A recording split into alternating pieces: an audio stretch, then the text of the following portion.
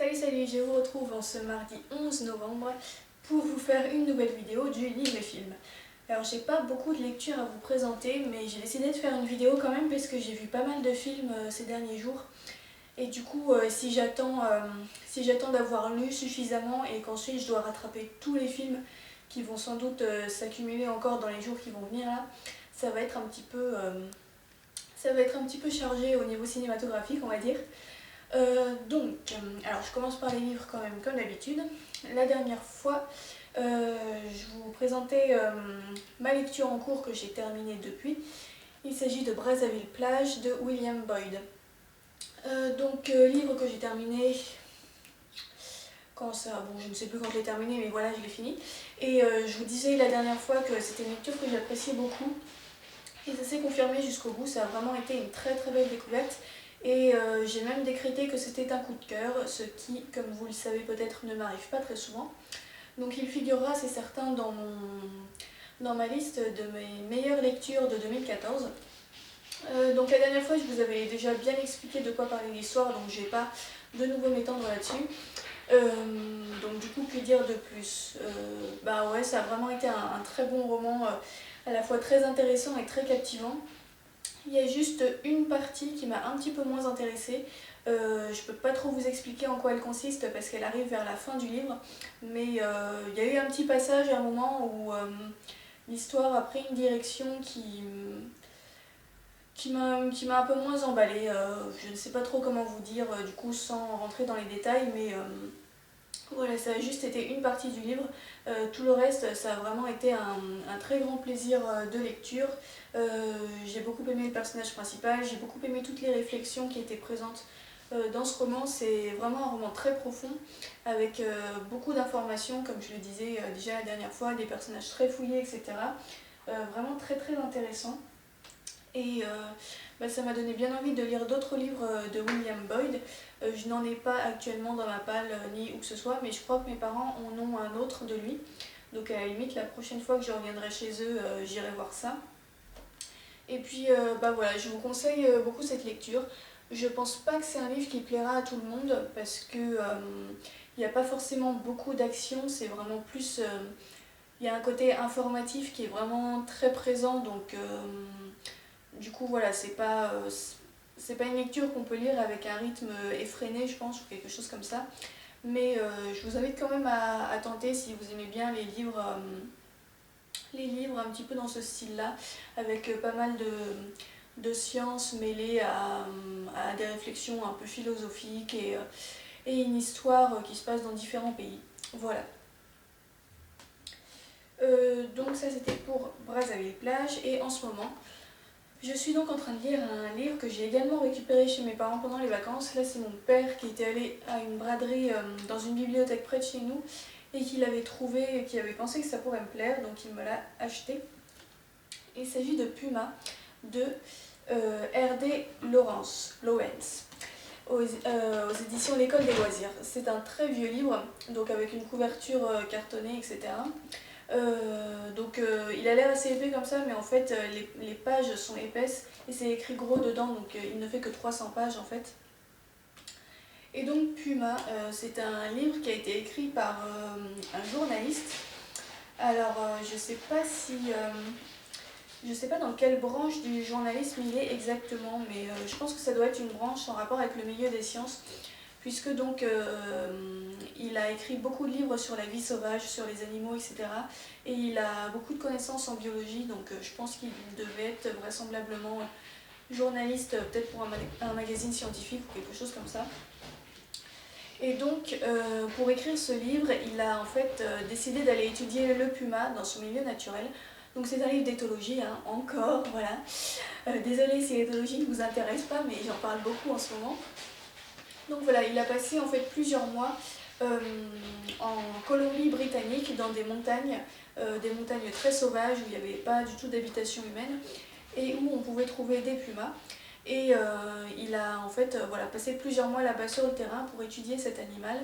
Et ensuite il a écrit ce livre qui est à la fois une sorte de récit de voyage, puisqu'il nous explique les conditions dans lesquelles il a vécu au milieu des montagnes sauvages, comme ça, comment il s'est organisé pour vivre, etc., sans avoir de rapport à la civilisation pendant tout ce temps, puisque donc il est parti tout seul, il avait pris du matériel avec lui, etc., mais d'après ce que j'ai compris, il est vraiment resté tout seul pendant toute la durée de son séjour. Et c'est à la fois un peu un essai scientifique sur le puma et sur les animaux en général aussi d'ailleurs, puisqu'il nous parle beaucoup de la faune sauvage locale. Donc voilà, un essai qui parle de ces observations qu'il a faites sur le comportement de l'animal, les conclusions qu'il en a tirées, etc. Donc voilà, c'est un livre à la fois scientifique, à la fois récit de voyage, je dirais. Donc j'en suis à la page 113, donc j'ai lu un tiers du roman en gros. Pour l'instant j'aime bien, c'est une lecture qui se lit pas très vite parce qu'il y a beaucoup de descriptions. Là encore c'est pas un livre avec une action palpitante quoi. C'est beaucoup de descriptions, beaucoup de réflexions, beaucoup d'explications, etc. Pour moi en l'occurrence c'est des sujets qui m'intéressent donc ça ne me pose pas de problème, mais du coup je ne le lis pas forcément extrêmement vite. Concernant l'auteur, alors au début je trouvais qu'il avait un petit côté agaçant puisque en fait c'est un petit truc tout con mais il utilisait souvent le mot profane pour parler des gens qui n'étaient pas spécialistes de la nature en fait.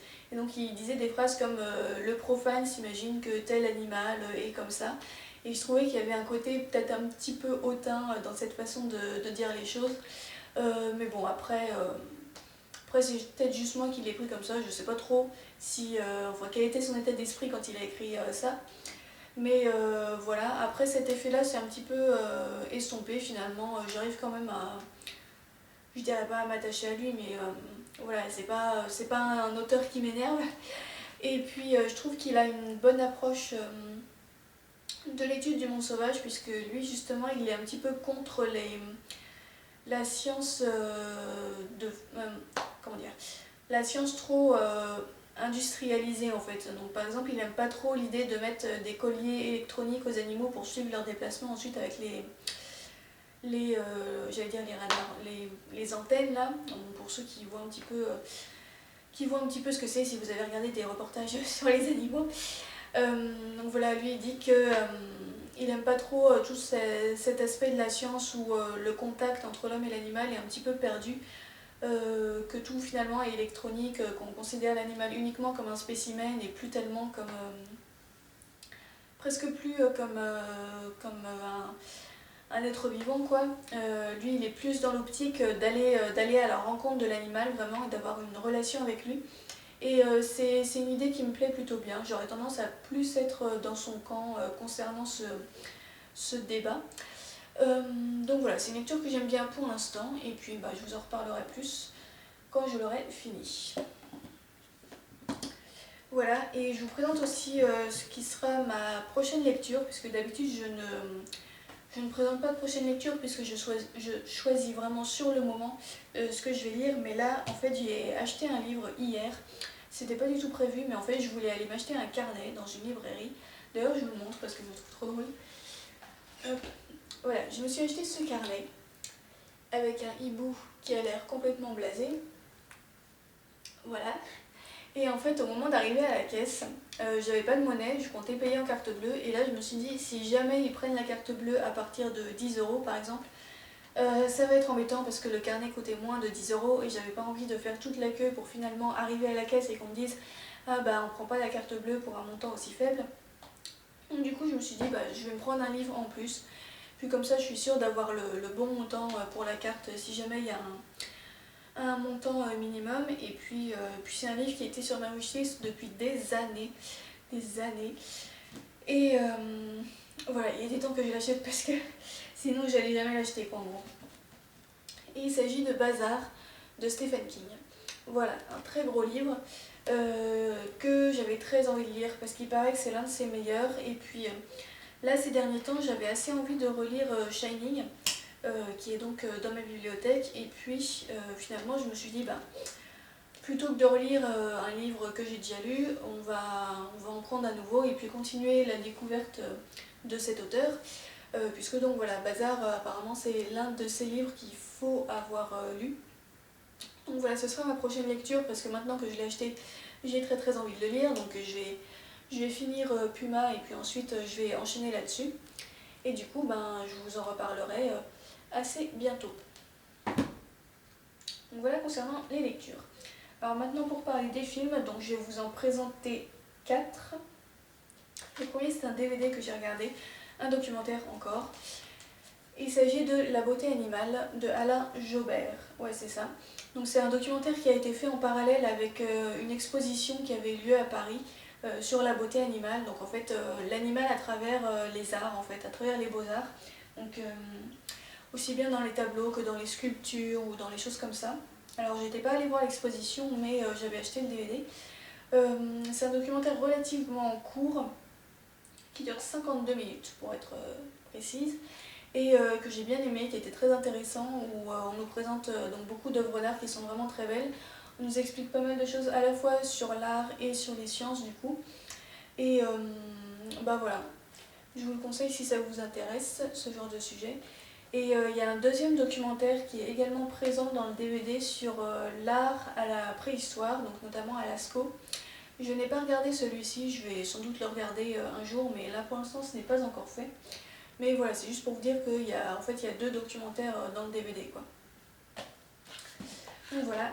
Et les 3 autres films, j'aurais rien à vous montrer puisque c'est des films que j'ai vus soit au cinéma, soit à la télévision. Alors tout d'abord, je suis allée voir au cinéma Interstellar de Christopher Nolan. Vous en avez certainement entendu parler parce que c'est le film dont tout le monde parle en ce moment. Et ça a été un coup de cœur, encore une fois. J'ai eu un coup de cœur littéraire et un coup de cœur cinématographique ces derniers jours, donc c'est plutôt... la semaine était plutôt bien. Et alors ouais, franchement ce film, ça m'a tué quoi. C'était incroyable ce film, franchement. C'est assez long, ça dure presque 3 heures, mais n'ayez pas peur de la durée, c'est pas du tout ennuyeux, c'est pas du tout trop long quoi. Les 3 heures sont passées comme ça. Et alors pour vous expliquer un petit peu l'histoire, en fait ça se passe dans le futur. Et donc en fait la Terre, il y a eu visiblement des gros bouleversements climatiques, etc. Ce qui fait que il y a beaucoup d'espèces qui sont mortes, le climat est devenu très très difficile et les humains survivent un petit peu tant bien que mal dans cette atmosphère qui devient de plus en plus irrespirable, il y a de moins en moins de nourriture. Donc voilà, les humains semblent condamnés à disparaître parce que les conditions sur Terre deviennent de pire en pire à chaque année qui passe, quoi. Et donc dans ces conditions, on a une famille. Donc il y a le père, le grand-père et les 2 enfants du père. La mère est morte d'une tumeur au cerveau un petit peu auparavant. Et donc le père de famille, en fait, avant tous les problèmes liés au climat, au manque de nourriture, etc., il était ingénieur et il voulait devenir astronaute. En fait, son rêve c'était de partir dans l'espace et il avait suivi tout l'entraînement pour devenir astronaute, etc. Mais du fait de la pénurie de nourriture, toutes les activités liées à l'astronomie avaient été arrêtées en fait, puisque tous les moyens étaient partis plutôt dans l'agriculture ou dans des choses un petit peu plus urgentes, on va dire.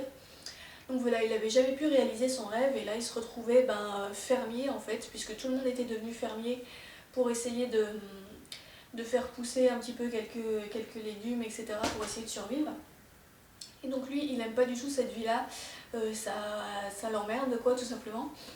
Et un jour, il va être en fait recruté par la NASA, qui avait continué à exister malgré tout, mais sans que le public soit au courant, pour pas créer de scandale sur on envoie tout l'argent dans un truc qui sert plus à rien, quoi.